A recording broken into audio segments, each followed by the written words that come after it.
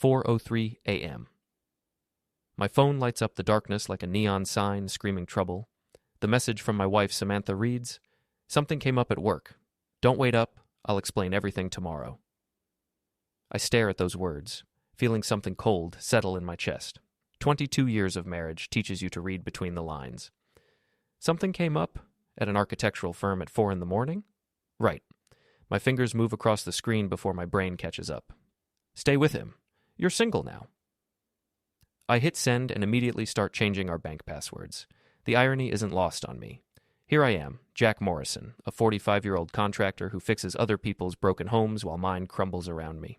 My calloused hands that can rebuild a foundation from scratch are shaking as I navigate through our joint accounts, moving money faster than Sam can say, "It's not what you think."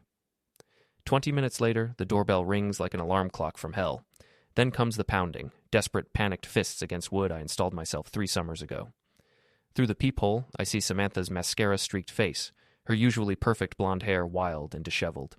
"Jack, open this door right now. We need to talk." I lean against the door frame, speaking loud enough for her to hear. "Nothing to discuss, Sam. You made your choice." "You're being ridiculous. It's not what you think." Classic. The cheater's anthem. I've heard this song before, not from my own marriage, but from enough job sites where guys got the same wake-up call. The wife works late, starts dressing better, buys new underwear she never wears at home.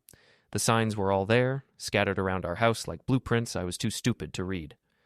"Jack Morrison, you open this door or I'm calling the police." "Go ahead," I call back.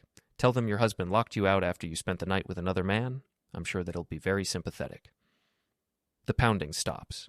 In the silence, I hear her sob, a sound that would have broken my heart yesterday. Today, it just sounds like someone who got caught. I walk to the kitchen and start coffee. The machine gurgles to life, filling our house with the smell of morning routine that will never be the same. Through the window, I watch Sam's BMW pull out of our driveway, probably heading back to whoever kept her busy all night. Before we dive deeper into this story, I have one small request. Please subscribe, drop a like, comment, and hit that hype button to boost this channel so more people can discover these incredible Reddit stories. My daughter Emma's bedroom door creaks open upstairs. At 17, she's got her mother's sharp intelligence and my stubborn streak, a combination that's made the teenage years interesting. "Dad? What's going on?" Mom was screaming. I turn to face her, this kid who looks like Sam but has my no-nonsense attitude. She deserves the truth, or at least a version she can handle. "Your mother and I are having some problems, sweetheart. She made some choices that hurt our family." Emma's face hardens in a way that reminds me exactly why I fell for her mother 23 years ago. "She's cheating, isn't she?" Smart kid. Too smart for her own good sometimes. "Yeah, Em, she is." Emma nods once, sharp and decisive.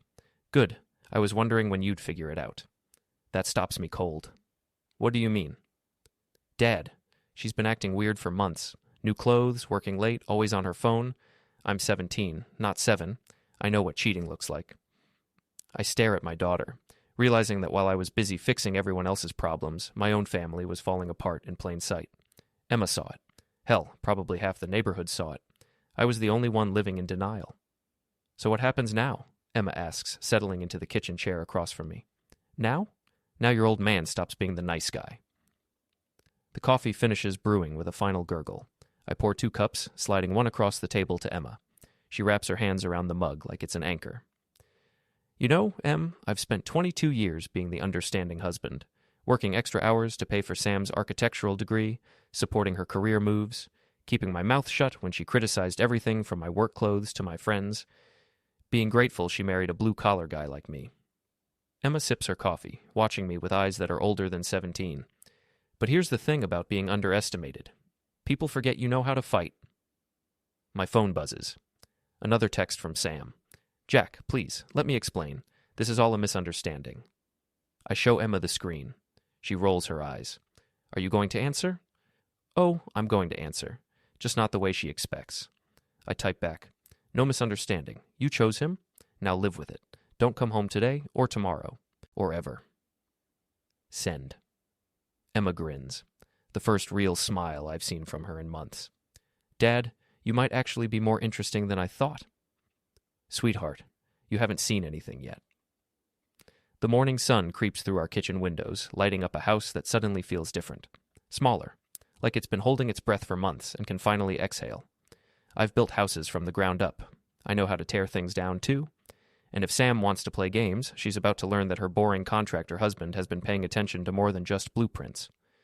My phone rings. Sam's name flashes on the screen. I answer on the fourth ring. What? Jack, honey, please listen to me. I can explain everything. I love you. I love our family. This was just a mistake, a moment of weakness. Sam, stop. No, you need to understand. Brent means nothing to me. He's just a colleague who was helping me with the Peterson project, and we got carried away, and... Brent? Silence. You just gave me his name, Sam. I wasn't even sure who it was until right now. More silence. Then, Jack, Thanks for the information. This makes things much easier. I hang up and turn to Emma, who's been listening to every word. Brent, I say. Your mother's colleague, Brent. The one with the fancy car who came to the company picnic last month. The one who kept staring at Mom's chest during the potato sack race? That's the one. Emma's grin widens. So what are we going to do about Brent? You're 17. You're going to go to school and pretend everything's normal. And you? I finish my coffee and stand up, feeling something shift inside me, something that's been sleeping for too long. I'm going to remind Brent that some husbands aren't as understanding as he thought. After Emma leaves for school, I do what any rational man would do when his world implodes. I search the house like a detective. It doesn't take long to find the evidence. Sam was never good at hiding things. Her secret chocolate stash has been in the same spot behind the flower for 15 years. Her burner phone is tucked inside a shoebox in our bedroom closet, right next to the boots she never wears. I power it on and feel my stomach twist. Dozens of messages between Sam and Brent going back 4 months. The early ones are flirty but innocent. Thanks for helping with the Peterson blueprints. Coffee tomorrow? Then they get progressively more explicit. By last week, they're making plans that would make a sailor blush. But it's not just the affair that gets to me, it's the way they talk about me. Brent, when are you going to leave the handyman? Sam, soon. I need to figure out the finances first. Jack's not smart enough to hide assets, so the divorce should be straightforward. Brent, good. I can't stand sneaking around much longer. Last night he was talking about some plumbing project, and I wanted to tell him his wife prefers a different kind of pipe. Sam, ha, he's so clueless. Yesterday he asked if I wanted to go to Eddie's boxing match next weekend, like I'd be caught in public at some sweaty gym. I set the phone down and take a deep breath. The boxing gym, Eddie's place. Where I've been going twice a week for the past 5 years, trying to stay in shape and blow off steam. Sam always made excuses not to come, said it wasn't her scene. Now I know why. Eddie Kowalski runs the only boxing gym in our fading town of Millfield, Massachusetts. He's 62, built like a fire hydrant, and has been my closest friend since high school. If anyone can help me sort through my thoughts, it's Eddie. But first, I need to know more about Brent. I grab my laptop and do some digging. Brent Carlisle, senior architect at Hartwell & Associates, same firm where Sam works. 38 years old, divorced, drives a BMW, lives in a townhouse across town. His social media is full of pictures from expensive restaurants and weekend trips to Boston. On his Instagram, I find a photo from last month. Brent and Sam at some fancy cocktail bar, both grinning at the camera. The caption reads, "Great night discussing the Peterson project with my brilliant colleague." The Peterson project, the same one Sam's been working late on for months. I screenshot everything and email it to myself, then put the burner phone back exactly where I found it. Sam's going to need that phone. I want her to feel safe, to keep texting Brent, to dig her hole deeper. My own phone buzzes. A text from my sister, Mia. Emma called me. Are you okay? Mia's a paralegal at a law firm in Springfield, 43 years old, twice divorced, and meaner than a rattlesnake when someone hurts her family.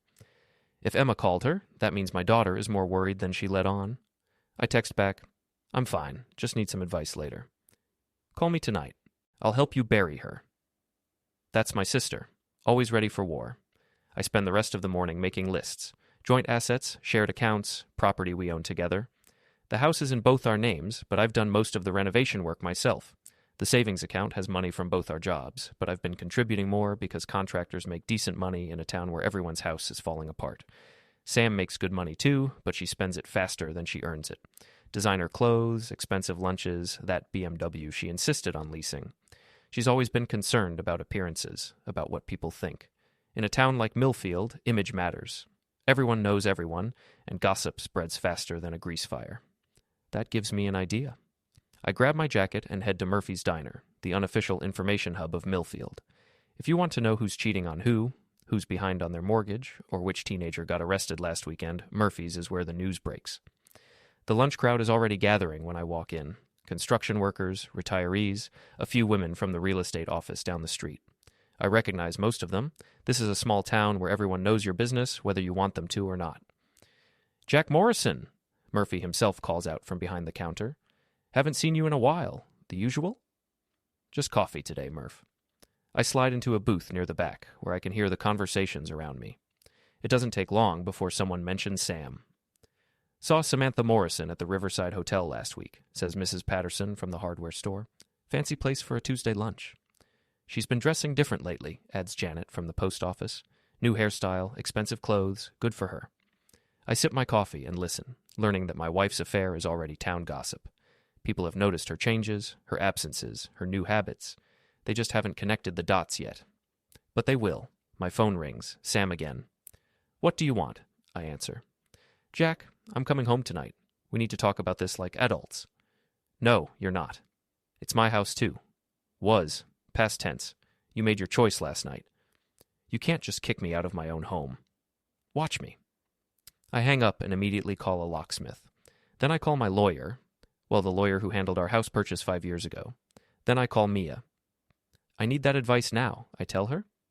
"What do you need to know?" "How to make sure Sam can't take half of everything when I had nothing to do with destroying our marriage." Mia's laugh is sharp and satisfied. "Oh, brother, you called the right person." By the time I leave Murphy's, I have a plan. Not just for protecting my assets, but for something bigger. Something that will make Sam and Brent understand exactly what kind of man they decided to cross. I drive across town to Brent's neighborhood, a development of identical townhouses that look like they were designed by someone who never had to live in them. His BMW is parked in the driveway, pristine and gleaming. I sit in my truck for a few minutes, studying the house, the neighborhood, the patterns. Brent's place is on the end unit, with woods behind it and only one neighbor. His garbage cans are already out for tomorrow's pickup. His mailbox has his name in neat letters. Everything about this place screams, "I'm better than you." The manicured lawn, the fancy address, the car that costs more than most people make in a year. But here's what Brent doesn't understand about guys like me. We know how to work with our hands, we know how things break, and more importantly, we know how to break them. I drive home to wait for the locksmith, already planning tomorrow morning's visit to Brent's perfect little world. 5:47 a.m. I'm parked 3 blocks from Brent's townhouse, watching the neighborhood wake up. A few early commuters, a jogger, someone walking their dog. Perfect cover for what I'm about to do.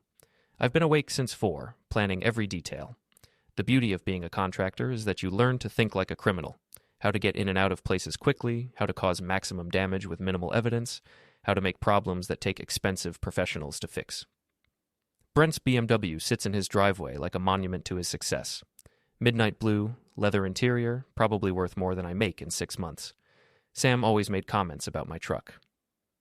"When are you going to get something nicer, Jack? Something that doesn't embarrass me at company events?" I pull on my work gloves and grab my toolkit. Just another contractor starting his day early. The key scratches easily along the driver's side, spelling out "cheater" in letters deep enough to require a complete paint job. But that's just the opening act. I pop the gas tank and pour in a bottle of corn syrup I bought yesterday. Won't destroy the engine, but it'll cause enough problems to keep Brent busy for weeks. Then I remove the valve caps from all 4 tires and let out just enough air to make them soft. Not flat, just unreliable.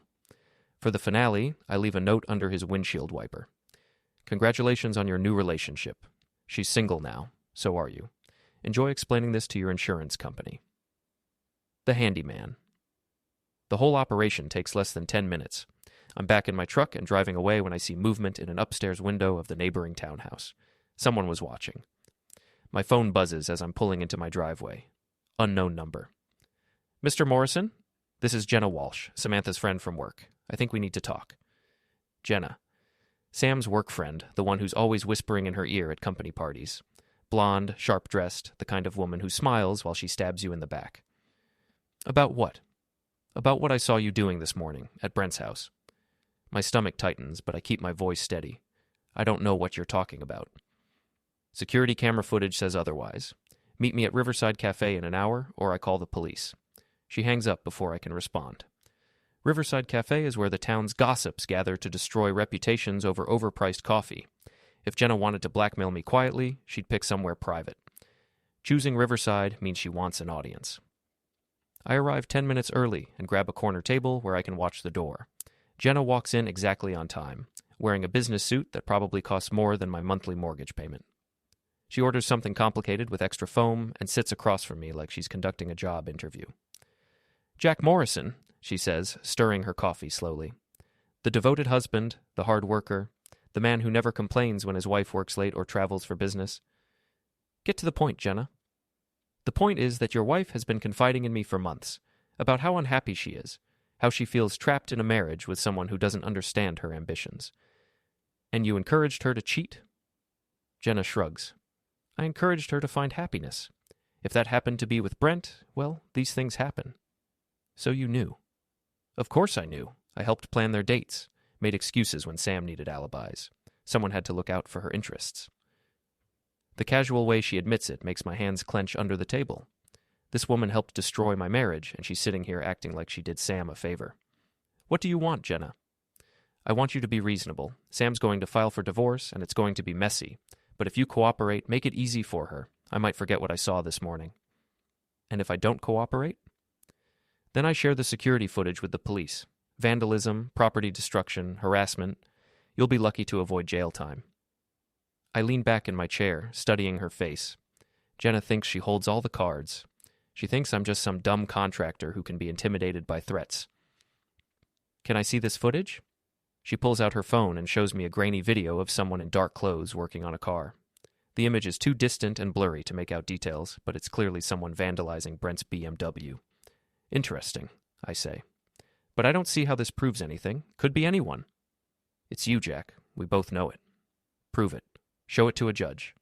Let them decide if that blurry figure could be identified beyond reasonable doubt." Jenna's confident smile falters slightly. "Here's what I think happened," I continue. "You saw someone messing with Brent's car and jumped to conclusions. Maybe you even took this video hoping to catch them in the act. But when you looked at the footage later, you realized it doesn't actually prove anything. You're bluffing." "Am I? Tell me, Jenna, what exactly do you see in that video? A clear shot of my face, my license plate, my truck, or just a shadowy figure that could be any one of the dozen contractors working in that neighborhood this week?" She stares at the phone screen, and I can see her realizing the footage isn't as damning as she thought. "But even if you had clear evidence," I continue, "you'd have to explain how you got it. Were you following me, stalking me? Why were you watching Brent's house at 6 a.m? What's your relationship with him?" Now Jenna looks genuinely uncomfortable. "See, the thing about blackmail is that it requires clean hands. And yours are pretty dirty, aren't they? Helping my wife cheat, covering for her lies, probably feeding her information about our marriage that she shared with her boyfriend." I lean forward, lowering my voice so the other cafe customers can't hear. "So here's my counteroffer, Jenna. You stay out of my business, and I'll stay out of yours. But if you try to threaten me again, I'll make sure everyone in this town knows exactly what kind of friend you've been to my wife." I stand up and drop a $5 bill on the table. "Oh, and Jenna, you might want to tell Brent to check his car. I heard someone vandalized it this morning. Terrible thing, vandalism. You never know who might be watching." I walk out of the cafe, leaving Jenna staring at her phone and probably wondering how her blackmail attempt went so wrong. My truck is parked across the street, and as I'm unlocking it, I see Emma walking toward me. School doesn't start for another hour. "Dad, what are you doing here?" "Just having coffee. What about you?" "I saw your truck from the bus stop." She glances toward the cafe window, where Jenna is still sitting. "Isn't that Mom's friend, the one who always acts like she's better than everyone?" "That's her." Emma's expression hardens. "She knew, didn't she, about Mom and that guy?" I nod. "Good. I never liked her anyway." Emma checks her watch. "I've got 20 minutes before school. Want to grab breakfast?" We walk to Murphy's Diner, where the morning crowd is discussing the latest town drama. As we settle into a booth, I catch fragments of conversation from nearby tables. "Heard someone vandalized a car over on Elm Street." Probably those teenagers again. "My neighbor saw police cars this morning." Emma orders pancakes, and I get eggs, and we sit in comfortable silence while the gossip swirls around us. My daughter has her mother's intelligence, but none of her cruelty. She sees through people's pretenses, calls things what they are, doesn't waste time on social games. "So, what's the plan? she asks quietly. What plan? Dad, I'm not stupid. You're not the type to just roll over and let Mom walk all over you. You're planning something. I study my daughter's face, seeing determination that reminds me of myself at her age. The plan is to make sure your mother understands that actions have consequences. And her boyfriend? Him too. Emma grins and takes a bite of pancakes. Can I help? Absolutely not. You're going to school, doing your homework, and staying out of this mess. But no buts. This is adult business, Em. Ugly adult business. I won't have you getting dragged into it. She nods, but I can see the wheels turning in her head. Emma's always been too smart for her own good, and she's definitely my daughter when it comes to holding grudges. My phone buzzes. Text from Sam. Jack, please call me. We need to work this out. I show Emma the message. Are you going to answer? Eventually, but not yet. Let her sweat for a while. Good. She deserves to sweat. We finish breakfast and I drive Emma to school. As she's getting out of the truck, she turns back to me. Dad, for what it's worth, I think you're handling this exactly right. Thanks, sweetheart. And Dad, whatever you're planning for tonight, be careful. Mom's not as smart as she thinks, but she's mean when she's cornered. Smart kid. Too smart. I watch her walk into the school building, then drive home to prepare for the next phase of my plan. Sam wants to talk? Fine. We'll talk. But it's going to be on my terms, in my house, with my rules. And if Brent wants to keep my wife, he's going to learn what it costs to steal from a man who knows how to fight back. The locksmith finishes his work just as Sam's BMW turns into our driveway. I watch through the kitchen window as she tries her key, realizes it doesn't work, and starts pounding on the door. Jack, open this door right now. You can't lock me out of my own house. I wait 30 seconds before opening the door, just enough time for Mrs. Henderson next door to peek through her curtains. In a town like Millfield, witnesses are everything. Sam pushes past me into the living room, her face flushed with anger. She's wearing a new outfit I don't recognize, expensive-looking blouse, designer jeans, jewelry I've never seen before. Even in crisis, she's dressed to impress. You changed the locks? Seriously? That's your solution? Seemed reasonable. I don't want strangers in my house. I'm not a stranger. I'm your wife. Are you? Because wives don't usually spend the night with other men. Sam stops pacing and faces me directly. For a moment, I see a flicker of the woman I married, vulnerable, uncertain, almost apologetic. Then her expression hardens back into the mask she's been wearing for months. Jack, I made a mistake. One mistake. Are you really going to throw away 22 years of marriage over one night? One night?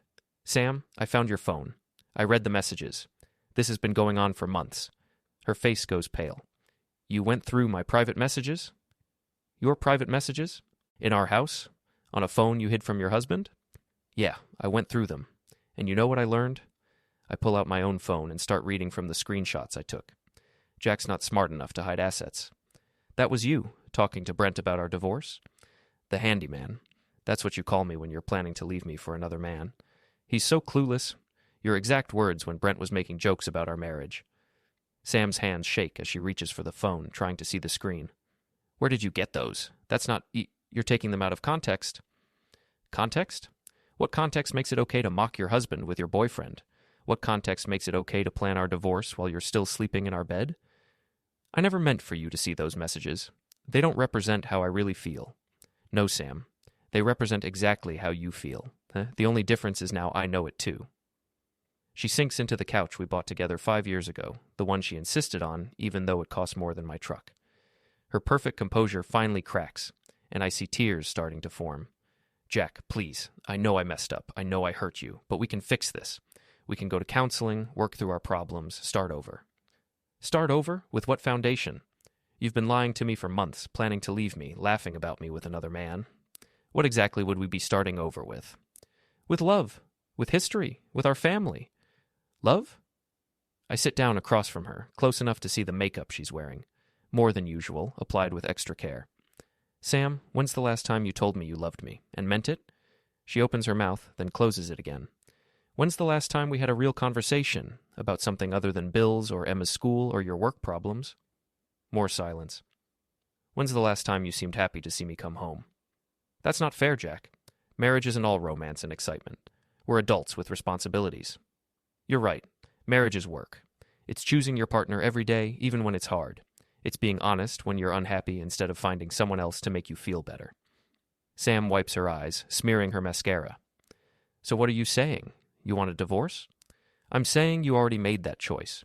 You chose Brent over me. You chose lying over honesty. You chose to destroy our marriage instead of fixing it. But I'm here now. I'm trying to fix it. No, you're here because you got caught. There's a difference. My phone rings. Brent's name appears on the screen. I added his number from Sam's messages. Answer it, I tell Sam. What? Your boyfriend is calling. Answer it. Jack, no, this isn't... I answer the call and put it on speaker. Sam, thank God. Are you okay? Someone trashed my car last night, and I've been worried about you.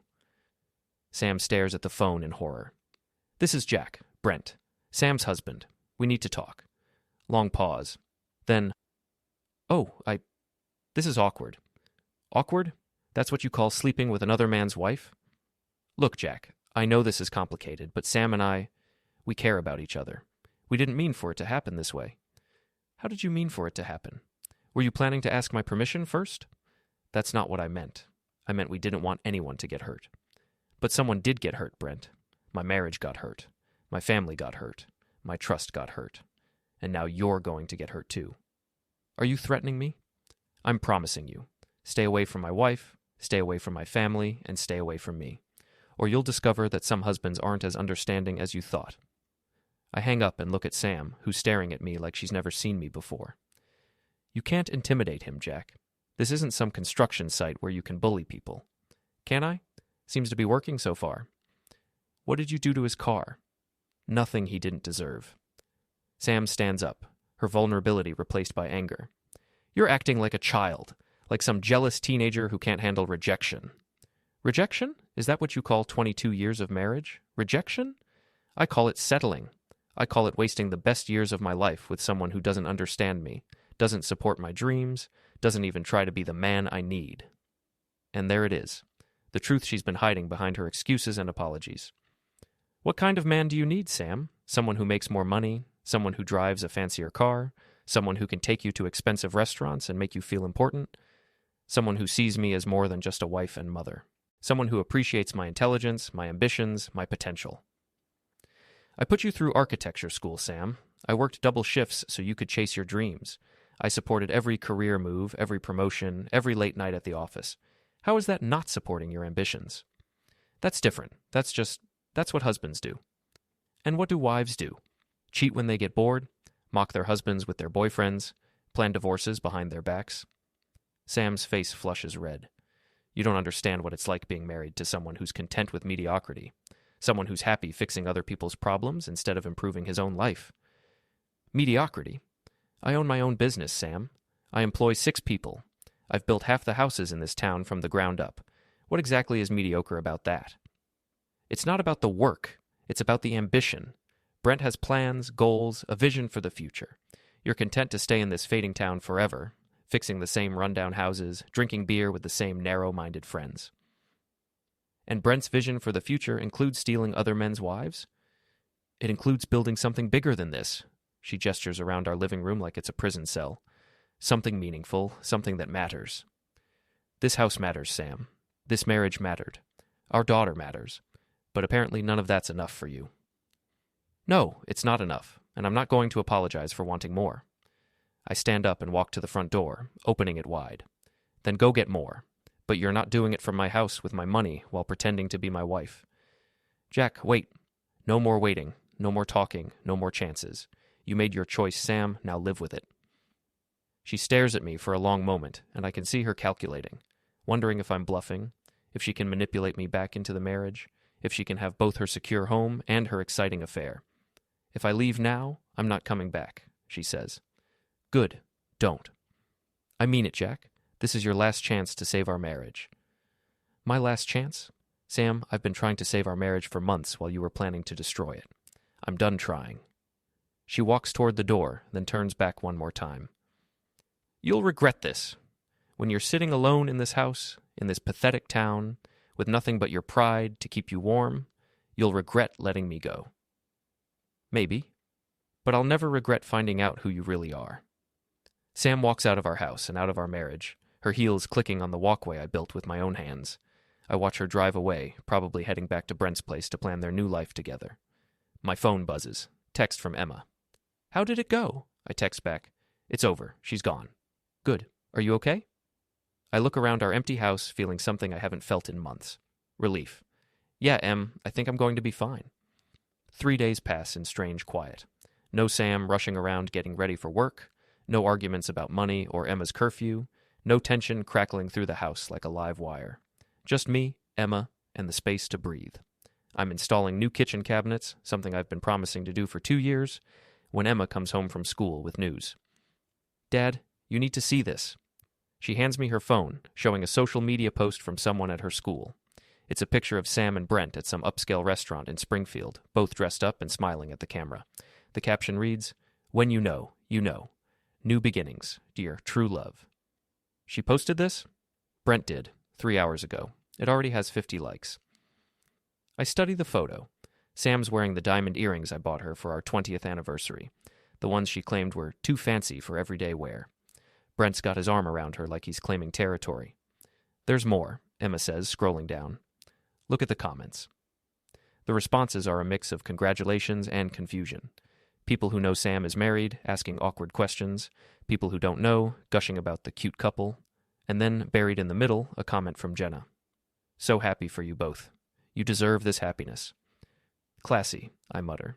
It gets better. Check out what happened at Mom's work. Emma shows me another post, this one from someone at Hartwell & Associates. It's a group photo from some office event, but Sam and Brent are notably absent. Jennifer Walsh, you know, the receptionist there, told her mom, who told Mrs. Patterson at the hardware store, who told me that everyone at Mom's office knows about the affair. Apparently they've been pretty obvious about it. Small-town gossip network in action. By now, half of Millfield knows that Sam left me for her coworker, and the other half will know by tomorrow. How are you handling this at school? I ask. Emma shrugs. Most people are being cool about it. A few idiots made comments, but Ashley Martinez told them to shut up or she'd make them regret it. Ashley's been Emma's best friend since middle school, and she's got a mouth that could strip paint. Good to know she's got Emma's back. What kind of comments? Nothing I can't handle. Mostly people feeling sorry for me, which is annoying. Like, why would I want sympathy for getting rid of someone who didn't want to be here anyway? Smart kid. But I can see the hurt underneath her tough attitude. Em, you know none of this is your fault, right? Your mom's choices have nothing to do with you. I know that. But it's still weird, you know? Like, I keep expecting her to come home and complain about dinner or ask about my homework. The house feels different. Different how? Calmer, like we can finally relax. She's right. The constant tension that filled our house for months is gone. We can watch TV without Sam criticizing our choices, eat dinner without her checking her phone every 5 minutes, have conversations without her rolling her eyes at everything I say. My phone rings, Mia's name on the screen. How are you holding up? She asks. Better than expected. Sam made her choice pretty clear. Good, because I've got some information you need to hear. What kind of information? The kind that explains why your wife was so eager to trade up. Can you meet me tonight? Somewhere private? We arranged to meet at Eddie's gym after hours. Mia has a key because she helps with the bookkeeping, and Eddie won't mind us using his office. I spend the rest of the afternoon working on the cabinets, letting the familiar rhythm of measuring, cutting, and installing clear my head. Physical work has always been my therapy, the place where problems get solved and plans get made. Emma helps by handing me tools and making sarcastic comments about Sam's taste in kitchen design. These old cabinets are hideous, she says, examining the ones I'm replacing. Why did Mom pick such an ugly color? She said it was sophisticated. It looks like baby poop. Emma. What? It does. The new ones are much better. The new cabinets are simple, functional, built to last. Like everything else I build, they're designed for real life, not to impress visitors who never come anyway. At 7 o'clock, I drive to Eddie's gym. The place smells like sweat, leather, and determination. The scent of people working hard to become better versions of themselves. Mia's already there, sitting in Eddie's cramped office with a folder full of papers. Sit down, she says. This might take a while. I settle into the chair across from her desk, noting the serious expression on her face. Mia's usually quick with a joke or a sarcastic comment, but tonight she's all business. I did some digging into Brent Carlisle, she begins. Public records, credit reports, court filings. Your wife's boyfriend has some interesting financial problems. She slides a document across the desk. He's been divorced twice, both times expensive. His first wife took half his assets. His second wife got alimony and child support. He's got 2 kids he barely sees and a mountain of debt he's been hiding. I scan the credit report, seeing red flags everywhere. Maxed out credit cards, missed payments, a second mortgage on his townhouse. It gets better, Mia continues. Remember that fancy BMW he drives? It's leased, and he's 3 payments behind. The townhouse is in foreclosure. He owes back taxes, student loans, and money to at least 4 different creditors. So he's broke. Worse than broke. He's desperate, and desperate men do stupid things. She pulls out another document. Like embezzle money from their employer? I look up sharply. What? I have a friend who works at Hartwell & Associates. She says there's been an internal investigation going on for weeks. Money missing from client accounts, falsified expense reports, project funds that can't be accounted for. And they think Brent's responsible? They know he is. They're just building a case before they fire him and press charges. The pieces start falling into place. Brent's expensive lifestyle, his desperation to impress Sam, his willingness to break up a marriage for a woman he barely knows. He's not after Sam, I realize. He's after her money, her stability, her clean credit, and steady job. Exactly. Your wife thinks she's trading up for a successful architect with a bright future. In reality, she's hooking up with a criminal who's about to lose everything. I lean back in the chair, processing this information. Sam's always been attracted to success, to the appearance of wealth and status. She has no idea she's being conned by a man who needs her more than she needs him. There's more, Mia says. I also looked into Sam's finances. Did you know she's been moving money out of your joint accounts for months? What do you mean moving money? Small amounts, nothing that would trigger alerts, but it adds up. She's got a separate account you don't know about, and she's been building a nest egg for her new life. Mia shows me bank statements with Sam's name on them, deposits that match withdrawals from our joint savings going back 4 months. She's been planning this for a long time, Jack. The affair, the divorce, the financial arrangements. This wasn't some spontaneous mistake. This was calculated. I stare at the evidence of my wife's betrayal, feeling something cold settle in my chest. Not just the affair, not just the lies, but the systematic dismantling of our life together while pretending everything was normal. How much did she take? About $15,000. Not enough to cripple you, but enough to give her a head start on her new life. Can I get it back? Maybe. Depends on how good your divorce lawyer is. I fold the papers and slide them back to Mia. What else do you know? I know that Sam and Brent have been apartment hunting in Springfield, looking at places neither of them can afford. I know they have been telling people they're engaged, even though Sam's still married to you. And I know that Jenna Walsh has been helping them plan their future. Jenna's involved in the apartment hunting? Jenna's involved in everything. She's the one who introduced Sam to Brent, encouraged the affair, and helped cover their tracks. She's also the one spreading rumors around town about why you and Sam split up. What kind of rumors? Mia's expression darkens. The kind that make you look like the villain. Controlling husband, jealous and possessive. Couldn't handle his wife's success. She's painting Sam as the victim who finally found the courage to leave an oppressive marriage. I feel anger rising in my chest, but it's not the hot, impulsive rage I felt. When I first discovered the affair, this is something colder, more focused. The kind of anger that builds plans instead of throwing punches. Anything else? One more thing. Brent's been bragging at Murphy's Diner about stealing Sam from her boring contractor husband, making jokes about how easy it was to seduce a woman who was starving for real conversation. That does it. The cold anger crystallizes into something harder, sharper, something that demands action. Mia, I need you to make copies of everything you found. Every document, every bank statement, every piece of evidence. What are you planning? I'm planning to make sure Sam and Brent understand exactly who they're dealing with. Jack, be careful. Don't do anything that could hurt you in the divorce. I won't, but I'm not going to sit back and let them destroy my reputation while they build their new life on lies. I stand up and head for the door. Where are you going? Home. I need to make some phone calls. Jack, don't worry, Mia. I'm not going to do anything stupid, but I am going to do something they'll remember.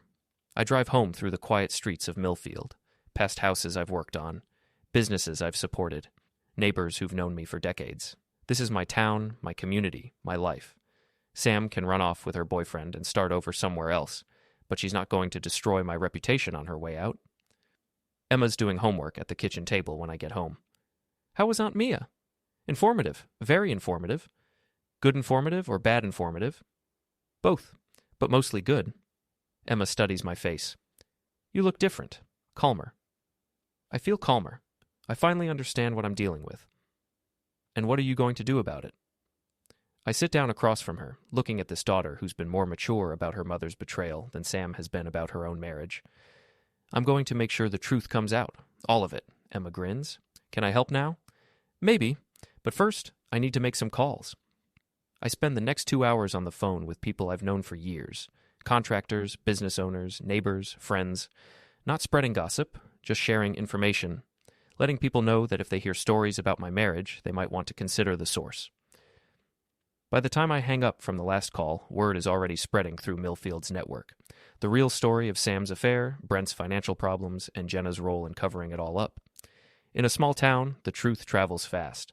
By tomorrow morning, everyone will know who the real villains are in this story, and Sam's going to discover that some husbands fight back. Saturday morning, I'm installing a new bathroom vanity when my phone starts buzzing with texts. The first one is from Eddie. Holy crap, Jack, did you see what happened at Murphy's? The second is from Mrs. Patterson at the hardware store. That friend of your wife's just made a scene at the diner. Thought you should know. The third is from Emma, who's at her friend Ashley's house. Dad, you need to get down to Murphy's, now. I grab my keys and drive downtown, where a small crowd has gathered outside the diner. Through the windows, I can see Jenna Walsh standing in the middle of the restaurant, her face red and her voice loud enough to carry through the glass. I push through the door just in time to hear her shouting at Murphy himself. This is harassment. You people are spreading lies about me and my friends, and I won't stand for it. Murphy, a 60-year-old veteran who's seen every kind of drama this town can produce, just shrugs. Lady, I don't spread anything. I just serve coffee and mind my own business. Someone in this town is telling lies about Brent and Samantha, and I want it stopped. What kind of lies? Asked Mrs. Patterson, who's sitting at the counter with her usual Saturday morning coffee. Lies about Brent being in financial trouble, lies about Samantha stealing money, lies about me helping them have an affair. The diner goes quiet. Everyone stares at Jenna, who's just confirmed every rumor that's been circulating since yesterday. So, you're saying Brent isn't in financial trouble? Mrs. Patterson asks innocently. I'm saying it's none of your business. And Samantha didn't have an affair? Their relationship is complicated, but... And you didn't help them lie to Jack Morrison? Jenna's mouth opens and closes like a fish. She's just walked into a trap of her own making, confirming everything while trying to deny it. That's what I thought, Mrs. Patterson says, turning back to her coffee. Jenna spots me standing by the door. You! This is all your fault. You're spreading lies about good people because you can't handle being divorced. What lies, Jenna? You know what lies. Actually, I don't. Why don't you tell everyone what lies I'm spreading? She looks around the diner, realizing that every person here is listening to her every word. In a town like Millfield, this conversation will be repeated in every house, every business, every gathering for weeks. You're telling people that Brent is broke. Is he? That's not the point. It's exactly the point.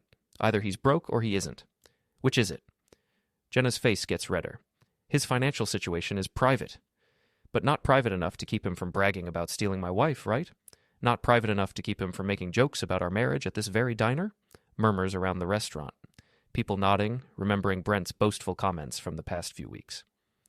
And what about Sam's secret bank account? I continue.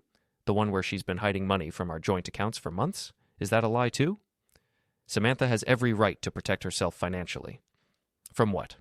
From the husband who put her through college and supported her career for 20 years? Jenna realizes she's losing this battle badly. You're just bitter because she found someone better. Better? A broke embezzler who's about to be fired from his job? That's better. The diner erupts in whispers. This is the first time anyone's heard about Brent's legal troubles, and the news spreads through the room like wildfire. He's not, Jenna stammers. He's not what? Not under investigation at Hartwell and Associates? Not 3 months behind on his car payments? Not facing foreclosure on his townhouse? Jenna's face goes pale. She had no idea I knew about Brent's financial problems, and now she's trapped in front of half the town with no way to deny facts she can't dispute. How did you... She starts, then stops. How did I find out? Jenna, I'm not the stupid contractor you and Sam thought I was. When someone tries to destroy my life, I fight back. I step closer, lowering my voice so only she can hear. And when someone helps them do it, I fight back twice as hard. Jenna looks around the diner, seeing hostile faces and judgmental stares. These people have known me for decades, watched me build businesses and raise a family and contribute to the community. They've known her for a few years as Sam's friend, the outsider who always acted like she was too good for small-town life. "This isn't over," she whispers. "Yes, it is. You're done spreading lies about me, done covering for cheaters, done pretending you're the victim in this mess. And if you're smart, you'll stay away from me, my daughter, and my business." Jenna pushes past me and storms out of the diner, leaving behind a room full of people who now know exactly what kind of person she is. Murphy walks over and refills my coffee cup without being asked. "Rough week, Jack?" "Getting better." "Good. That woman's been stirring up trouble since she got here. About time someone called her on it." I sit at the counter and drink my coffee while the conversation flows around me. People sharing what they know about Sam's affair, Brent's financial problems, Jenna's role in covering it all up. The truth spreading through Millfield like water through a foundation crack. My phone buzzes. Text from Sam. "We need to talk. Meet me at the house in an hour." I text back, "Your choice, but Emma will be there, and so will my lawyer." "Your lawyer? Jack, this doesn't have to get ugly." "It got ugly when you started lying to me. It got uglier when your friends started spreading rumors about me. Now it's just honest." I finish my coffee and drive home, where Emma is waiting with news of her own. "Dad, you're not going to believe what Ashley found out." "What?" "Her mom works at the bank where Mom opened her secret account. She says Mom and Brent tried to apply for a joint loan last week." "For what?" "A condo in Springfield, one of those expensive places downtown. They wanted to borrow $200,000. "Did they get it?" Emma grins. "They got rejected. Turns out Brent's credit is so bad that he actually hurt Mom's application just by being on it." "So they can't afford their dream apartment?" "Not even close. Ashley's mom says they'd be lucky to qualify for a studio apartment in the bad part of town." This keeps getting better. Sam thought she was trading up for a successful architect with a bright future.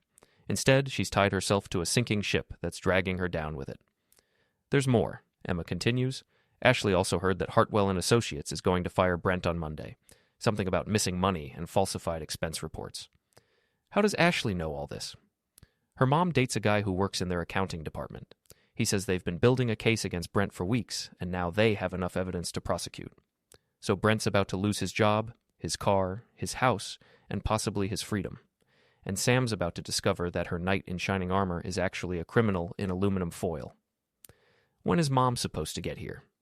"Any minute. Are you ready for this?" Emma nods. "I've been ready for weeks." Sam's BMW pulls into the driveway exactly on time. She gets out slowly, looking around like she's seeing the house for the first time.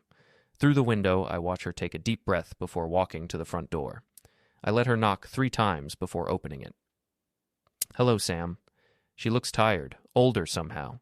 The excitement and energy she had a few days ago have been replaced by something that looks like worry. "Jack, thank you for agreeing to see me." Emma's in the kitchen. My lawyer's on speakerphone. "Say whatever you came to say." We sit around the kitchen table where we used to eat family dinners, plan vacations, help Emma with homework. Now it feels like a courtroom. "I want to come home," Sam says quietly. Emma and I exchange glances. "Home?" I ask. "I made a mistake, Jack. A terrible mistake. I got caught up in something that felt exciting and new, but I realize now that I threw away everything that really mattered." "What changed your mind?" Sam's hands shake as she reaches for the coffee cup Emma set in front of her. "Brent isn't who I thought he was." "What do you mean?" "He's been lying to me about his finances, his job, his future plans. Everything I thought I knew about him was false." "And you just figured this out?" "I found out yesterday that he's broke, that he owes money to everyone, that he's about to lose his job and his house." "How did you find out?" Sam's voice drops to almost a whisper. "His ex-wife called me. She wanted to warn me that Brent has a pattern of targeting women with stable finances. He did the same thing to her and to his second wife." "So he was using you?" "Yes, and I was too stupid to see it." Emma speaks up for the first time. "Mom, did you really think Dad wouldn't find out about your secret bank account?" Sam looks startled. "How do you know about that?" "We know about everything, Mom. The money you moved, the apartment you tried to rent, Jenna's role in covering for you. We know about Brent's debts, his investigation at work, his history of targeting women like you." "You investigated us?" "We protected ourselves," I correct. "When someone tries to destroy your life, you learn everything you can about them." Sam stares at the table. "I know how this looks. I know I hurt you both terribly, but I want to make it right." "How?" I'll end things with Brent completely. I'll move back home. I'll return the money I moved. We can start over, rebuild our marriage, be a family again. Why would I want that? Sam looks up, surprised. Because we love each other. Because we have history. Because Emma needs both her parents. Sam, 3 days ago you told me that our marriage was mediocre, that I was content with small-town life, that Brent had vision and ambition that I lacked. What's changed? I realized I was wrong. About what? About me being mediocre? About this town being pathetic? About our marriage being a waste of your time? About all of it. I was confused, caught up in something that felt like love but was really just manipulation. I leaned back in my chair, studying the woman I married 23 years ago. She looked sincere, desperate, genuinely sorry. She also looked sincere when she was lying to me for months. Emma, what do you think? My daughter considers the question seriously. I think Mom's scared because her plan fell apart. I think she's here because she needs us, not because she wants us. That's not true, Sam protests. I want my family back. You wanted Brent more, Emma replies. You wanted his fancy lifestyle, his expensive tastes, his big city dreams. Now that you know he can't provide those things, you want to come back to the safety net you tried to destroy. Emma, please. I know I made mistakes, but people can change. People can learn from their errors and become better. Can they? Because you spent months planning to leave Dad while pretending everything was fine. You moved money, hid phones, lied about where you were going and who you were with. That's not a mistake, Mom. That's a choice. A lot of choices. Sam turns to me. Jack, please. I know I don't deserve forgiveness, but I'm asking for it anyway. I'm asking for a chance to prove that I can be the wife and mother you both deserve. What about Jenna? What about her? She's been spreading lies about me all over town, trying to make me look like the villain in our divorce. Are you going to tell her to stop? I'll talk to her. That's not what I asked. Are you going to tell her to stop, or are you going to let her keep destroying my reputation while you try to win me back? Sam hesitates. Jenna was just trying to protect me. She thought she was helping. By making me look like an abusive husband, by telling people I was controlling and jealous, by helping you and Brent plan your affair. She didn't mean any harm. Sam, if you want any chance of rebuilding our marriage, you need to choose. Right now. Are you going to stand by the people who helped you cheat, or are you going to stand by the family you're trying to save? Sam stares at the table for a long moment. When she looks up, I can see her answer in her eyes before she speaks. Jenna's my friend, Jack. I can't just abandon her because you're angry about how things happened. And there it is. Even now, even when she's begging for forgiveness, Sam can't fully commit to our marriage. She wants to come back, but she wants to keep her options open too. Then we're done here, I say, standing up. Jack, wait. No more waiting. You made your choice, Sam. Again. You chose Brent over me, you chose Jenna over Emma, and now you're choosing your pride over our marriage. That's not fair. Fair? You want to talk about fair? Fair would have been you talking to me when you were unhappy instead of finding someone else to make you feel better. Fair would have been you being honest about wanting a divorce instead of planning it behind my back. Fair would have been you taking responsibility for your choices instead of blaming everyone else. Sam starts crying, but they're not the tears of someone who's truly sorry. They're the tears of someone who's lost control of the situation and doesn't know how to get it back. I love you, Jack. I love our family. I made mistakes, but I love you. No, Sam. You love the security I provide. You love having a home and a husband and a stable life to fall back on when your adventures don't work out. But you don't love me. If you loved me, you never would have done any of this. I walk to the front door and open it. Emma and I will be fine without you. We've been fine for the past week, and we'll be fine for the rest of our lives. But we're done being your backup plan. Sam walks slowly to the door, then turns back one more time. You'll regret this, Jack. When you're alone and Emma's grown up and moved away, you'll regret not giving us another chance. Maybe, but I'll never regret finding out who you really are. She drives away for the second time in a week, but this time feels different. Final. Like a door closing on a chapter of my life that I'm ready to finish. Emma joins me on the front porch, and we watch Sam's car disappear around the corner. Are you okay, Dad? Yeah, Em, I think I really am. Good, because she would have just done it again. You think so? I know so. Mom doesn't change, Dad. She just finds new ways to get what she wants. Smart kid. Too smart for her own good, but smart enough to see through her mother's manipulation. So what happens now? Now we move forward. Just the two of us, building the life we want instead of the life someone else thinks we should have. Emma grins. Can we get pizza for dinner? We can get pizza every night if we want. Dad, you might be more fun as a single parent. We're about to find out. We go back inside our house, our home, and start planning the rest of our lives. Without Sam, without drama, without having to apologize for being exactly who we are. For the first time in months, the future looks bright.